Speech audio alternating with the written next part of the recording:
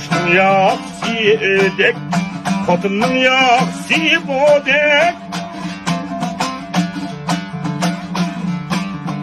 Sen akşamı iste birip, canın yarını ködek, canın yarını ködek.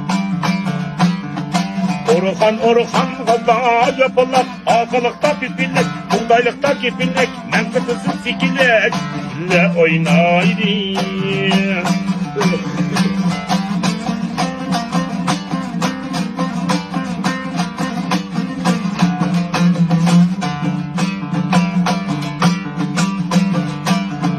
Etirinin yaksi embe, şirketin yaksi membe.